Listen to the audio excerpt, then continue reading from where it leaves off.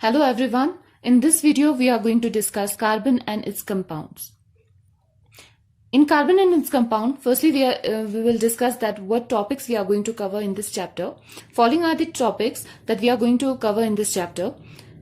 Firstly we will discuss about carbon element, allotropes of carbon, organic compounds. These include hydrocarbons and organic compounds containing functional group, IUPAC nomenclature, isomers, coal and petroleum, chemical properties of carbon compounds, some important carbon compounds. These are ethanol and ethanoic acid.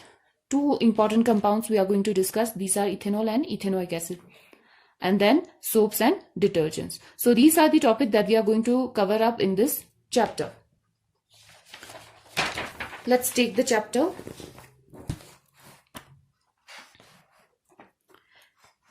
Carbon and its compound. Firstly, carbon and its compounds. Carbon के compounds को हम क्या बोलते हैं? Organic compounds बोलते हैं. Carbon के compounds को हम बोलते हैं ऑर्गेनिक कंपाउंड्स. नाउ कार्बन ऐसे कंपाउंड्स जिसके अंदर कार्बन प्रेजेंट है, ऐसे कंपाउंड जिसके अंदर कार्बन प्रेजेंट है, उनको हम बोलते हैं ऑर्गेनिक कंपाउंड्स. ऑर्गेनिक कंपाउंड के एग्जाम्पल है जैसे कि मीथेन है, ईथेन है, इथीन है, प्रोपीन है, प्रोपाइन है, इथेनोइक एसिड है, साइक्लोब्यूटेन है. These are the example of organic compounds. जैसे मीथेन के अंदर है, उसका मॉलिक्यूलर फॉर्मूला है CH4. इसके अंदर कार्बन 1 है और 4 हाइड्रोजन है, मतलब कार्बन प्रेजेंट है, तो इसलिए ये क्या हुआ? ऑर्गेनिक कंपाउंड हुआ. C2H6 इथेन, C2 2 कार्बन है इसमें, यानी ये भी क्या हुआ? ऑर्गेनिक कंपाउंड हुआ. प्रोपीन क्या है? C3H6, इसमें भी कार्बन है, तो ये भी ऑर्गेनिक कंपाउंड हुआ. जैसे कि है मीथेनॉल एक अल्कोहल है जिसके अंदर है CH3OH, यानी इसमें भी कार्बन है, तो this is also a organic compound. Ethanoic acid है CH3COOH, इसमें 2 कार्बन है, यहाँ पे एक कार्बन है, यहाँ पे एक कार्बन है, so this is also an example of organic compound. ऐसे कंपाउंड जिनके अंदर कार्बन है तो वो क्या हुए? सारे ऑर्गेनिक कंपाउंड हुए. Now firstly we will take carbon के बारे में हम पढ़ेंगे, कार्बन एलिमेंट के बारे में. कार्बन जो एलिमेंट है उसका एटॉमिक नंबर है 6. इसका मतलब है उसके अंदर 6 इलेक्ट्रॉन्स है. इसका अगर हम इलेक्ट्रॉनिक कॉन्फ़िगरेशन की बात करेंगे इसकी, तो इसमें फर्स्ट शेल में 2 इलेक्ट्रॉन है, सेकंड शेल में 4 इलेक्ट्रॉन है. यानी फर्स्ट शेल यानी K शेल और L शेल, सेकंड शेल यानी L शेल में इसके 4 इलेक्ट्रॉन है. लास्ट शेल को हम बोलते हैं वैलेंस शेल. इसके लास्ट शेल में 4 इलेक्ट्रॉन है. जैसे कि यहाँ पे मैंने बनाया है आपका इसका स्ट्रक्चर बनाया है. जैसे ये न्यूक्लियस है, इसके अंदर होता है, हमें पता है, प्रोटॉन और न्यूट्रॉन होता है, और उसके अराउंड शेल के अंदर इलेक्ट्रॉन जो है रिवॉल्व करते हैं. अब जैसे ये शेल है, फर्स्ट शेल है, इसके अंदर 2 इलेक्ट्रॉन है, सेकंड शेल है, इसके अंदर 4 इलेक्ट्रॉन है. अब हम देखेंगे एक ऑक्टेट रूल. ऑक्टेट रूल क्या कहता है? ये एक रूल है. इसके अकॉर्डिंग कोई भी एटम है उसको स्टेबल होने के लिए उसके लास्ट शेल में 8 इलेक्ट्रॉन होने चाहिए. Oct means 8. ऑक्ट मीन्स होता है 8 इलेक्ट्रॉन होना चाहिए उसके लास्ट शेल में, ताकि वो स्टेबल हो जाए. इसको हम इनर्ट गैस कॉन्फ़िगरेशन भी कहते हैं. Inert gas configuration. Inert gas इसलिए हम कहते हैं जो आपके नोबल गैस है या इनर्ट गैसेस है, जो ग्रुप नंबर 18 के एलिमेंट्स है, उनके अंदर जो उसके लास्ट शेल है उसके अंदर 8 इलेक्ट्रॉन होते हैं, एक्सेप्ट फॉर हीलियम. हीलियम के लास्ट शेल में सिर्फ 2 इलेक्ट्रॉन होते हैं, अदरवाइज सबके अंदर लास्ट शेल में 8 इलेक्ट्रॉन होते हैं. तो इसलिए जिस एलिमेंट में लास्ट शेल के अंदर 8 इलेक्ट्रॉन होंगे तो हम कहेंगे उसको इनर्ट गैस कॉन्फ़िगरेशन उसने अटेंड कर लिया है.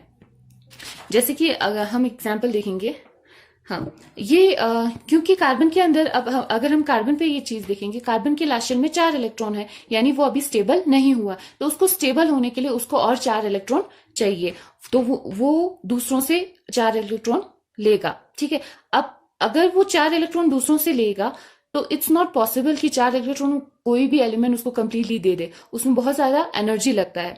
और अगर वो 4 इलेक्ट्रॉन निकाल दे पूरा अपना, तब भी वो स्टेबल हो जाता है. या तो ये जो 4 इलेक्ट्रॉन है उसको वो निकाल दे, या 4 इलेक्ट्रॉन इसके अंदर ऐड होने चाहिए, तभी वो स्टेबल होगा.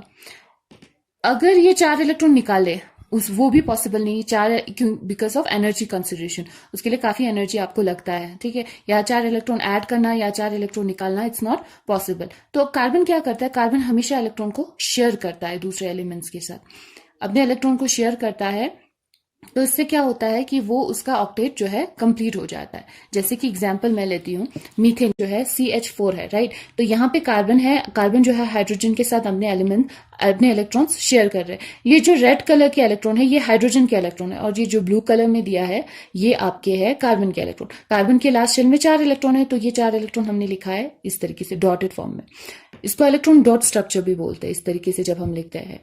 और ये हाइड्रोजन जो है ये इलेक्ट्रॉन दे रहा है, ये हाइड्रोजन ये इलेक्ट्रॉन, ये हाइड्रोजन ये इलेक्ट्रॉन, ये हाइड्रोजन ये इलेक्ट्रॉन। तो इस तरीके से अगर हम इनको काउंट करेंगे तो कार्बन के अराउंड हो गया है 8 इलेक्ट्रॉन, यानी कार्बन का ऑक्टेट जो है कंप्लीट हो जाता है। तो इस तरीके से वो दूसरे एलिमेंट्स के साथ अपने इलेक्ट्रॉन को शेयर करता है ताकि वो अपना ऑक्टेट जो है कंप्लीट करते। तो हमें पता है जब भी इलेक्ट्रॉन शेयर होता है तो कौन सा बॉन्ड बनता है, कोवलेंट बॉन्ड बनता है। कोवलेंट बॉन्ड जो है शेयरिंग ऑफ इलेक्ट्रॉन से बनता है। तो यहाँ पे जिस तरीके से यहाँ पे दिखाया है कोवलेंट बॉन्ड शेयर करके बना है। एक सेकेंड, यहाँ पे आप देख रहे हो यहाँ पे कार्बन है, इस तरीके से कोवलेंट बॉन्ड बन रहा है मीथेन के साथ। सो this is methane. Except for hydrogen, hydrogen में लास्ट शेल में 2 इलेक्ट्रॉन होगा तब वो स्टेबल हो जाता है। हीलियम में भी 2 इलेक्ट्रॉन अगर उसके लास्ट शेल में है तो वो स्टेबल है। हीलियम स्टेबल है, हमें पता है ऑलरेडी, उसके अंदर 2 इलेक्ट्रॉन है। हाइड्रोजन को भी 1 इलेक्ट्रॉन चाहिए ताकि उसके शेल में 2 इलेक्ट्रॉन आ सके लास्ट शेल में। बाकी सब में हमें ऑक्टेट कंप्लीट होना चाहिए उसको स्टेबल होने के लिए according to octet rule. Now let's discuss more about carbon. Okay,